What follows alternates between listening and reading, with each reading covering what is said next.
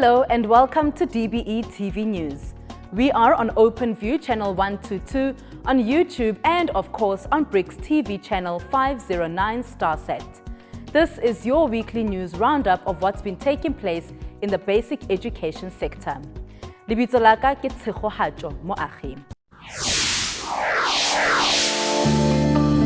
Welcome and thank you for choosing our platforms. In the news this week, preparations are underway towards the reopening of schools on the 26th of July. In addition to this, all primary school learners are expected to return to school from August. There are, however, concerns about the feasibility of this in many schools. We speak to Teacher Union NEPTOSA and Governing Body Unit FETSAS about their concerns. The Director General Matanzima Mweli has visited winter camps for the Matric class of 2021. Stay tuned to the bulletin to find out more from him on what he found. Did you write the May-June exams? Well, the department reports that the 2021 May-June exams have gone well and results are being prepared for release. The Basic Education Department has reached an out-of-court settlement with Equal Education about the National School Nutrition Program. Find out more in a short while. We also get information about remote learning programs available for all learners from grade R to 12. We want to hear from you.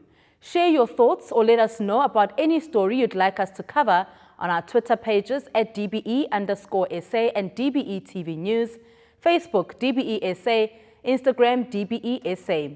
You can of course use the hashtag DBE News.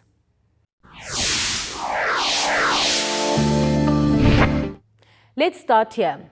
Schools will reopen on the 26th of July and still under strict COVID-19 protocols. A week after that, on the 2nd of August, all primary school learners are expected back in the classroom on a full-time basis. The Basic Education Department has acknowledged that the rotational learning has had huge learning losses, especially for learners in the lower grades. This has also been highlighted in the latest NITS-CRAM survey.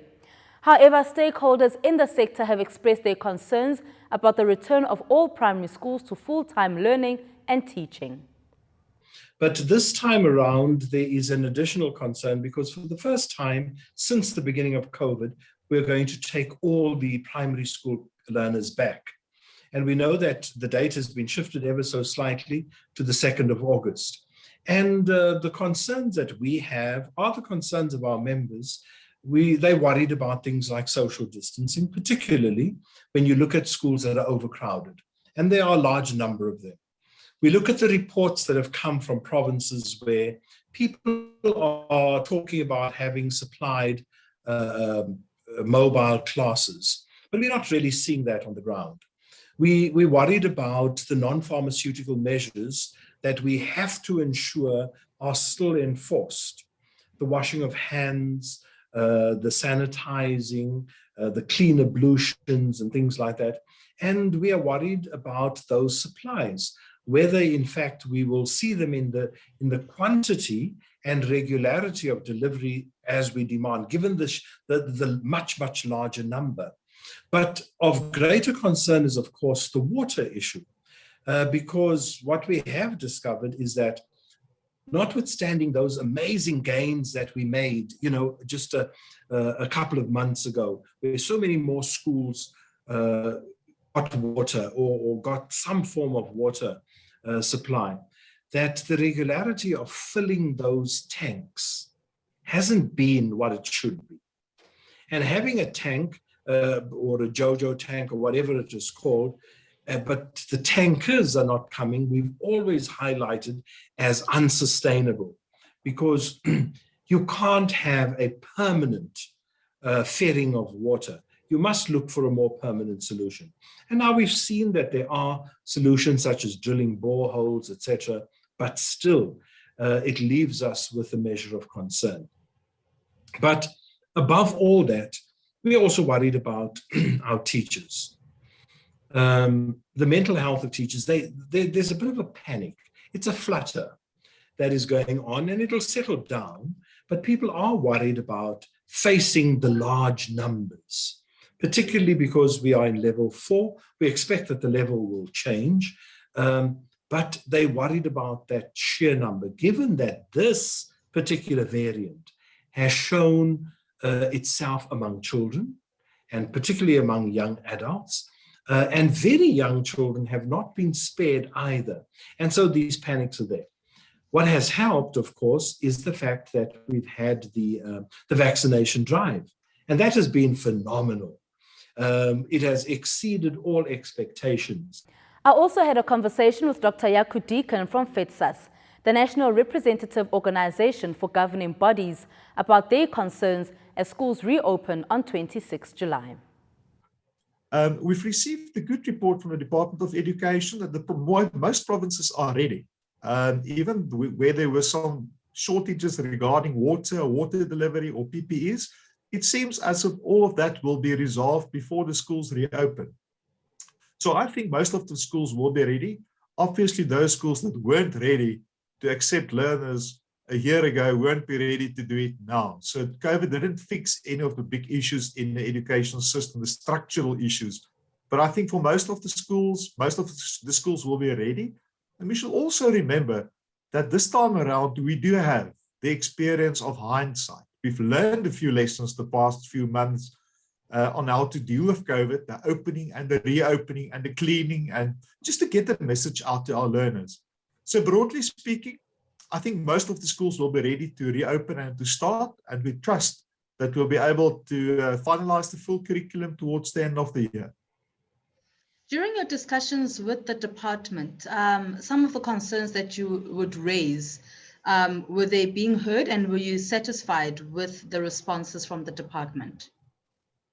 Well, number one, on a weekly basis, we had a meeting with the DG and the senior officials in the department, and that's really helpful. The fact that we can engage, they didn't necessarily agree on everything, but we can engage. And I think that's the positive in the educational sector. We were concerned when directives were issued, especially regarding the reopening of schools, that the minister made certain announcements even before the deadline was there for us to submit our proposals. And that gave the impression that it wasn't really an engagement with the stakeholders. We were merely informed. So we asked the question, so why did we get an opportunity to provide inputs? And even before it was considered, there was a decision made upon it. And I think that's one of the negative aspects. But all in all, I think from our side, we definitely feel that there's an openness from the national department. The way in which they share reports on the good and the bad is how it's supposed to be done. At the end of the day, the Schools Act says that education is a partnership. It's a partnership between the governing bodies on school level and the provincial departments to work together in the best interest of the children. And if we differ and if we disagree, it's fine as long as we take decisions in the best interest of the children. So I'd like to compliment the department on their openness and their willingness to really share the information. Meanwhile, government has raised concerns over the vandalism and looting of schools during the unrest in the country. Over 140 schools were vandalized and looted in KZN and Gauteng. Food for the National School Nutrition Program was taken, amongst other things. To date, there were 143 schools which were vandalized and looted during the unrest. 139 of these schools are in KwaZulu-Natal and 4 are in Gauteng. Equipment and food meant for the school nutrition program were stolen, which means that these schools are unable to provide the school nutrition program to their vulnerable learners. Stay tuned. After the break, DG Mweli talks about his visits to winter camps. As you return to school in the COVID-19 environment, this is what you need to know. On your way to school, keep your mask on at all times. Avoid touching surfaces, but also try not to touch your face, nose and eyes. Remember to wash your hands with soap for at least 20 seconds regularly. It would be nice, but please don't hug your friends. Avoid sharing stationery and your books, but if you really have to, always talk to your teacher first about it. And oh, don't ever share your mask. Your mask is your safety. Your mask is your health. When you get home, take off your mask and wash it with warm water and soap. Stay safe and remember to keep washing your hands. Play safe, work safe, Let's beat the coronavirus together. Welcome back. There was no recess for the Matric class of 2021 as most of them attended winter study camps to keep their studying momentum. The camps are created to support and assist grade 12 learners who are working hard towards exiting the school system this year. Basic Education Director General Matanzima Mweli visited 8 provinces to monitor the progress of the camps. He could not go to the KZN camps due to the recent looting and protest action that affected parts of the province. I was pleasantly surprised because all 9 provinces had a very comprehensive winter vacation learner support program. And they took us through what they have planned, and we went out to visit a minimum of 12 sites per province, and learners turned up. It was 99% of learners who were there. And in the context of COVID, the COVID protocols were strictly adhered to. I mean, you'll see from the pictures that were taken that COVID protocols were strictly adhered to. The non-pharmaceutical interventions of wearing your mask, keeping social distance, washing your hands or using a sanitizer. Those were strictly adhered to. But also provinces adhered to the advice that we had issued out that the residential camps should be discouraged. In instances where schools have got no choice, then learners must be subjected to testing, including the staff, everybody who would be in the precinct of where the residential camp would be held. And all provinces adhered to that. The majority of them suspended the residential camps. Although the camps were a success and beneficial to learners, there were some parents who petitioned the department to put a halt to them. Their main concern, the increase in COVID-19 cases at the time. But I do understand the feelings of the parents, but I want parents to trust us as they've done before.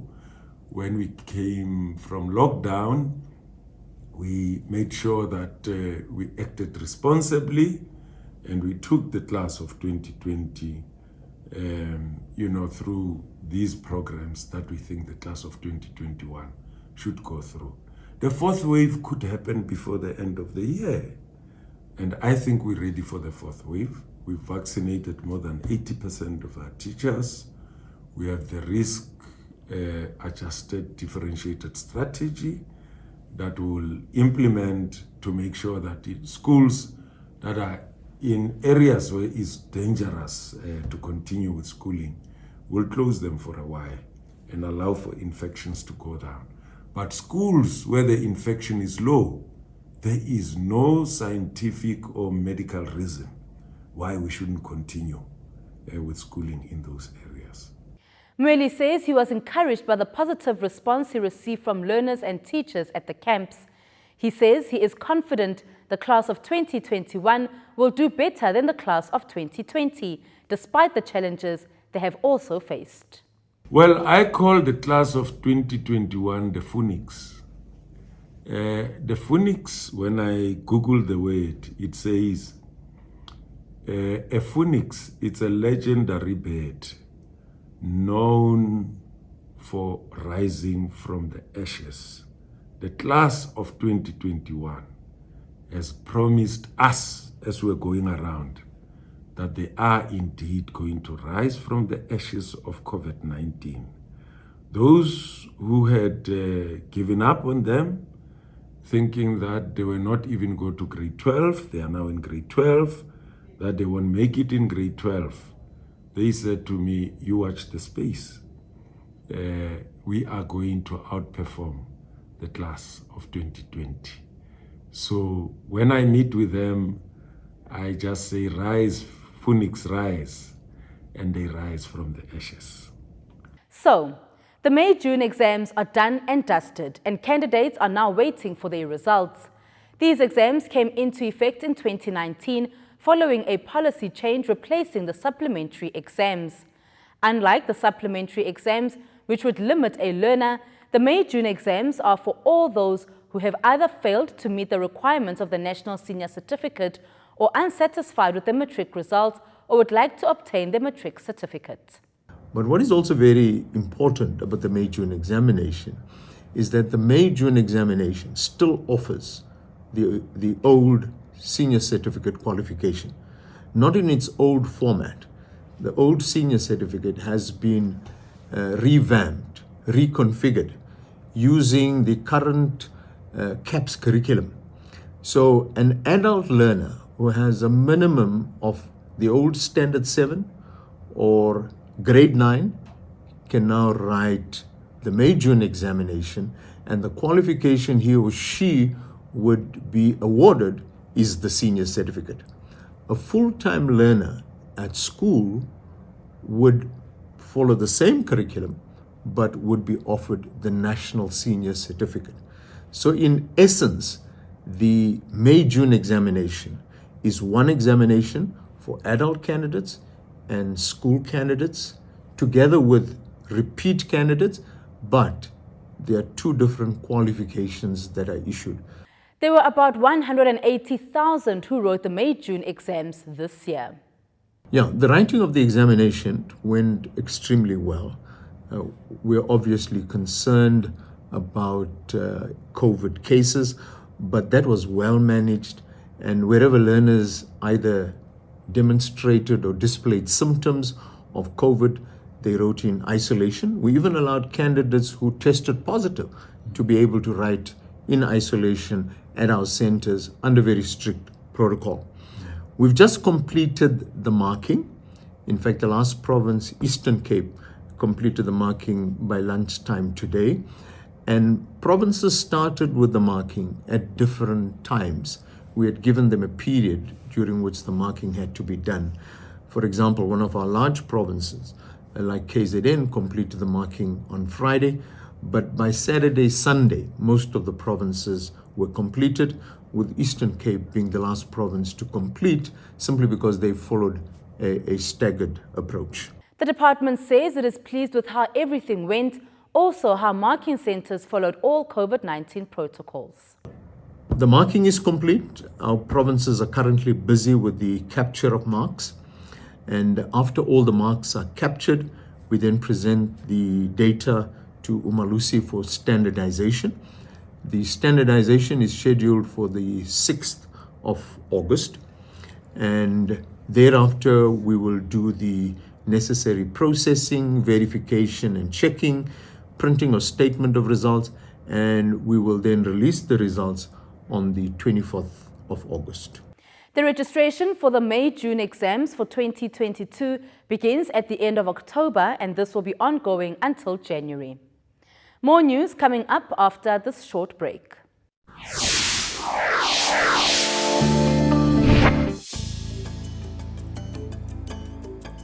Our universities are very important institutions. Many people tend to know them just for teaching and learning. Yes, they are for teaching and learning, but also our universities are research centers. A lot of knowledge that we have generated to deal with COVID-19, even the identification of these new variants like the latest one, Delta, has been done through researchers who are based in our universities. Lecturing staff across the board will have to be prioritized because they tend to be more on the elder side, and they are the ones who are actually interacting with more and different kinds of students. We are not only looking at vaccinating the sector only, we are also having now vaccination centers at our universities and TVET colleges that are servicing the rest of the community because we aren't jealous about it. Vaccinating is necessary and it is not dangerous. Instead, in the end, that's what will help us to defeat this virus. It's not a saw, it's a small needle. And even those people who are afraid of needles, they should just be able to go and take the vaccine. The fact that the World Health Organization has asked us to be the first technology transfer hub to produce vaccines outside of North America and Europe is a vote of confidence in our scientists and in South Africa's science system and productive capacities.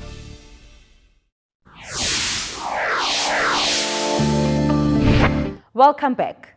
On a positive note, the Basic Education Department and civil society organization Equal Education have come to an agreement outside the courts. This after Equal Education took the department to court once again over the National School Nutrition Program. They wanted to force the department to provide meals to all qualifying learners.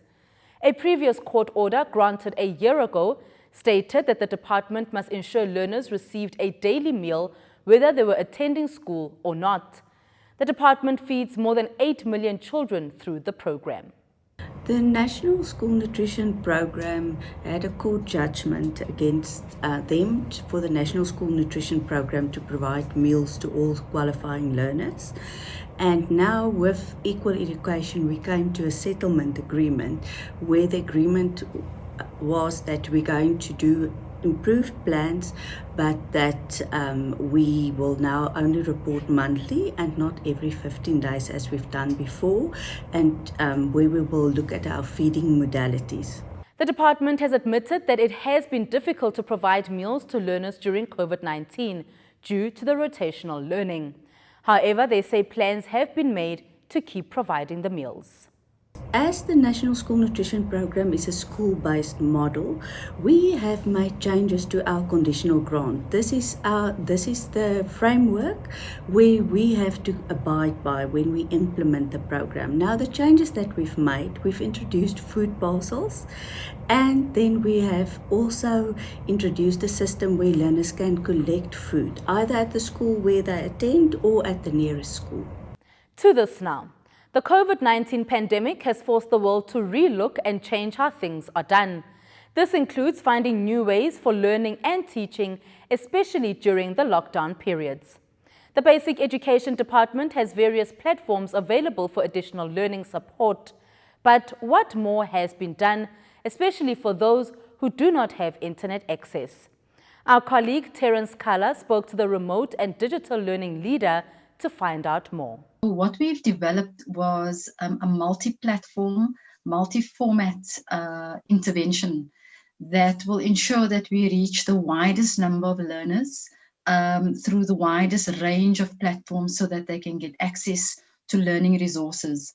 So we've established, for example, the Tswelepele Grade R to Grade 11 program, which is targeted at learners in those grades, but also their teachers and their parents and carers, so that they can, whether they are at home or at school, they can learn anywhere.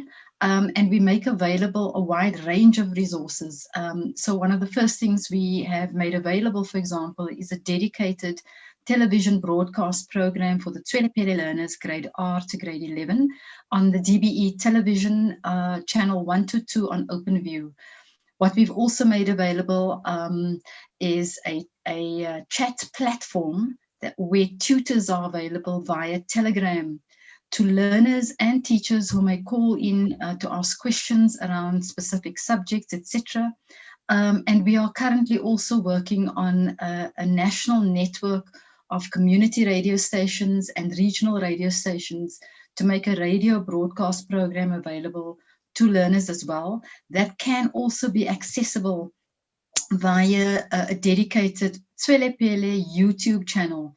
And if anybody is not clear about where to find resources, we would welcome the viewers to have a look at our Tswelepele website, which is on www.tswelepele.co.za, and there you'll find a wide range of resources targeted at learners, at teachers, at parents, teacher development programs, etc. But in addition to the Tswelepele program is also our flagship Woza Matrics program, targeted specifically at the Matric class of 2021, as well as second chance learners. And there too, we have a wide range of platforms of resources and support materials available to our learners So one of the platforms includes, for example, SABC One, where for 6 hours a week, we are actually broadcasting content that relates to 10 priority subjects that can help learners catch up, help with their revision, help with learning continuity and exam preparation. Because we know now that there are 15 weeks to go for the matric exam. So it is crunch time. And through our SABC channel, SABC One for 6 hours a week, on DSTV Catch Up, on all DSTV platforms, you'll find the same broadcast content, as well as on DBE TV channel 1 to 2 on OpenView. So that's just our TV programs. We also have a dedicated mobile application that's downloadable on any device and any operating system, whether it's Android or Apple or Huawei. You can download the Matric Live app on your phone, on your mobile device.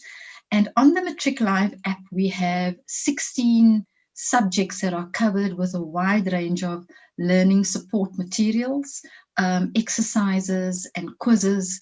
And at the same time, we also have available a mock exam facility. So if you're not sure about how you're going to perform on the exam, you can actually download one of the mock exam facilities. The e-assessment platform will help you through the process.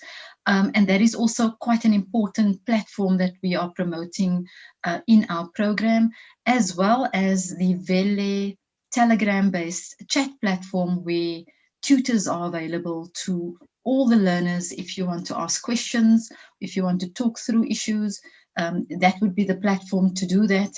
And we are not just making available academic learning support content to help you with your studies of mathematics or life sciences or physical sciences.